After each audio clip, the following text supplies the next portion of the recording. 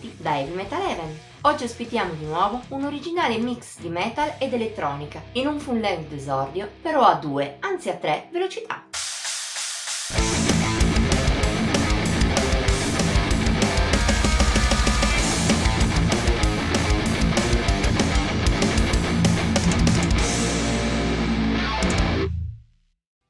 Sono passati solo pochi mesi da quando, qui sul canale, ci siamo occupati di Human, secondo EP dei Kalash. In quella video recensione, che puoi trovare in alto a destra se ti interessa, sottolineavamo due fatti. Il primo è che questo progetto di Bologna risentiva un po' della sua breve esistenza, almeno per quanto riguarda la maturità.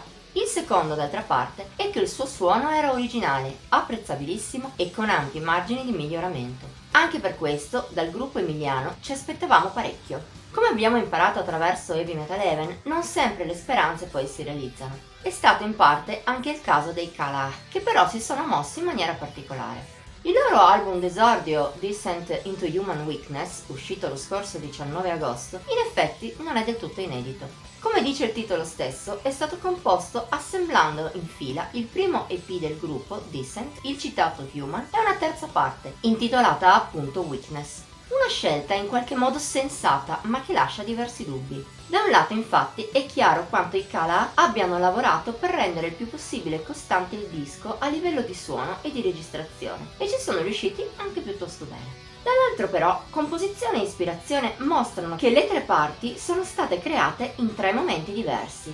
Fa lo stesso effetto anche lo stile. Seppur al centro ci siano sempre il power, il metalcore e l'elettronica, la band li mescola in maniere un po' diverse. Per esempio, il primo è preeminente in Descent, con un'impostazione quasi classica al di là dei suoni sintetici.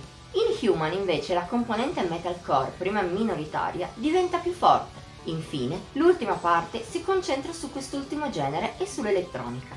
Il power però non sparisce, ma accompagna un suono più moderno, più progressivo, ma anche più tamarro, che in certi casi ricorda, seppur da lontano, gli Amarante. Tuttavia, questa evoluzione non è il vero difetto di Descent into Human Weakness, visto che in fondo si parla di sfumature.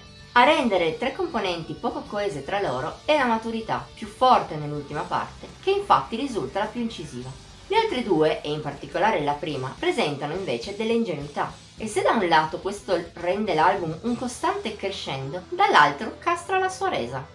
In effetti, secondo noi sarebbe stato più fruttuoso se i Kalash avessero pubblicato un terzo EP e poi esordito con un full length di materiale inedito.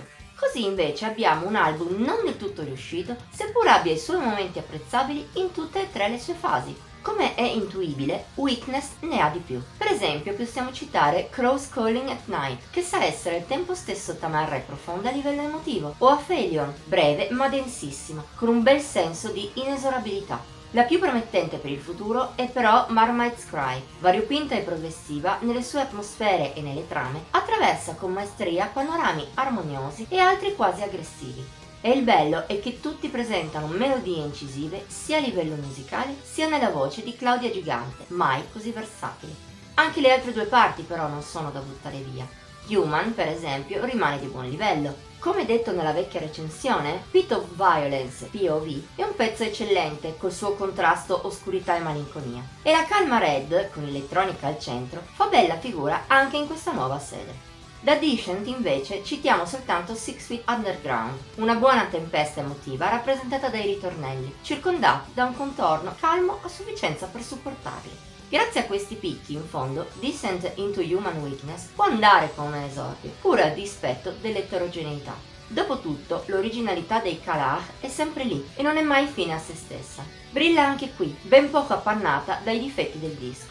Lo fa meglio tuttavia nella terza parte ed è per questo che, ancora una volta, noi aspettiamo i bolognesi al varco. Se sapranno mantenere questo livello di ispirazione in una scaletta più unitaria, potranno andare ben oltre la semplice bontà di questo debutto, o almeno hanno il potenziale per riuscirci. Voto di Heavy Metal Heaven 77 su 100. E anche per oggi è tutto. Se ti è piaciuta la recensione, metti il like, condividila e commentala. Puoi anche iscriverti al canale e cliccare la campanella delle notifiche per rimanere sempre aggiornato sui nostri nuovi video.